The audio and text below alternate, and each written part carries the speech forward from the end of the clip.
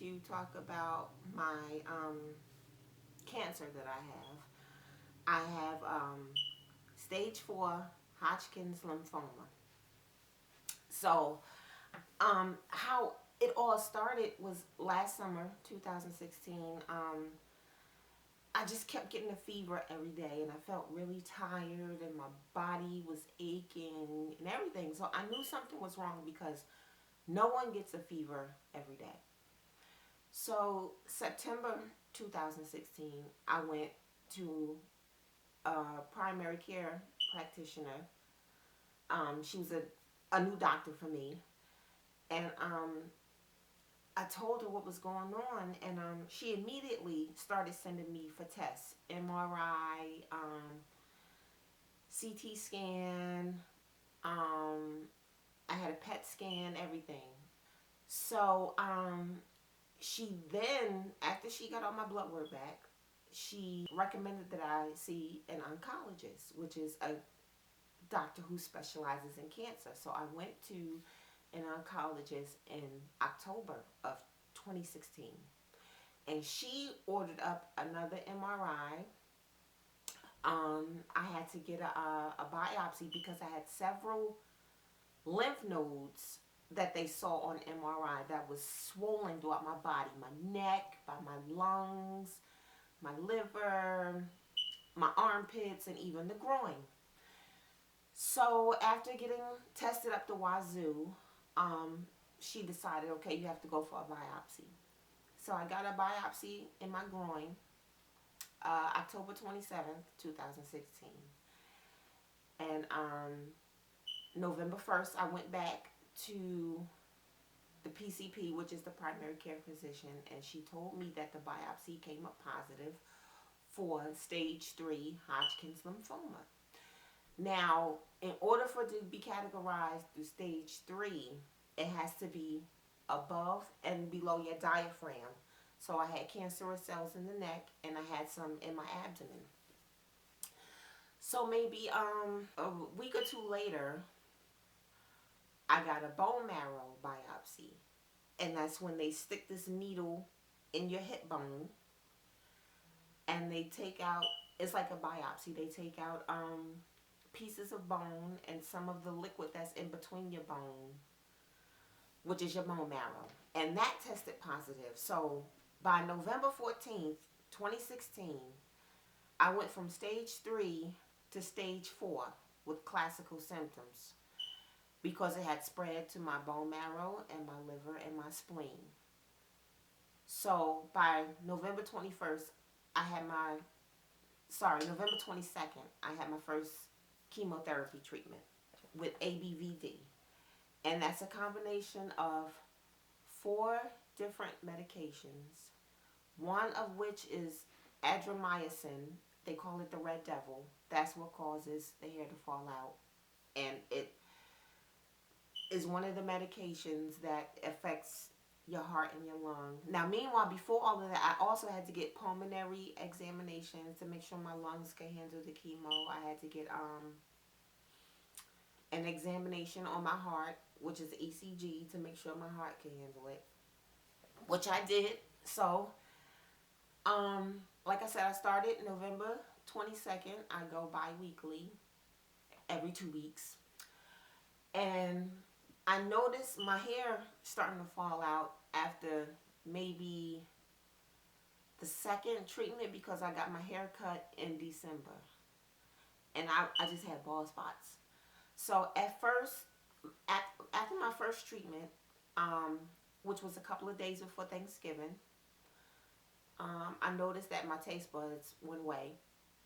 I couldn't keep anything down, and I had to be hospitalized because I had an infection.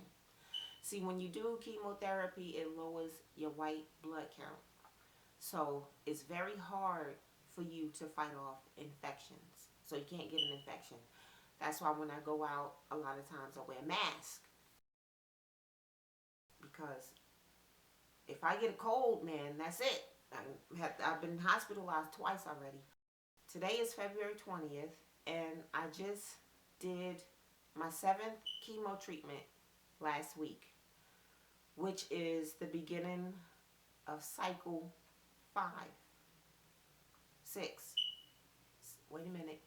Because it's 2 treatments in every cycle. So I just completed cycle. Well, let's just say I have 5 more treatments to go. Okay. So, like I said, during the course of my treatments, I mean, chemo is not fun. Chemo is not fun. It wipes you out. Like, it usually, for me, 3 days after I have chemo, that's when I start to have the side effects. Nausea, vomiting, tired. They also give me a steroid, so I gained a lot of weight. And another thing I want to talk about is, like I said, I've been on chemo since November. I've been out of work since November. I'm supposed to go back in May. And I have applied for state assistance, disability, Social Security, even unemployment. I mean, I've applied for food stamps, everything, and I was denied. I'm a state employee, and I feel like I'm getting a bum rap because it'll be 15 years next month that I've been working for the state, and I can't get any state assistance. So I had to get disability through my union, which doesn't cover much. It doesn't cover my rent. So my rent is going up. I'm going to have to move, but that's neither here nor there. Just know that now I'm in good spirits. The children keep me in good spirits because sometimes, some days, going through this, I just want to break down and cry and give up, and that's it. But I don't, because I can't, you know. Because what is being sad going to do? You know, nobody prepares to get sick. Nobody's just going to say, oh, well, I need to save some money just in case I get cancer. How the hell do you know you're going to get cancer? I was healthy. I had a clean bill of health before I got Hodgkin's lymphoma. I had never heard of Hodgkin's lymphoma until I got it. So it can happen to anyone. But these things, you don't say, oh, let me just put some money away just in case I get cancer. Who does that? You know, I didn't know I was going to get cancer. So I'm not doing this video for any sympathy. I just want to make people aware that, you know, when you don't feel good, just go to the doctor.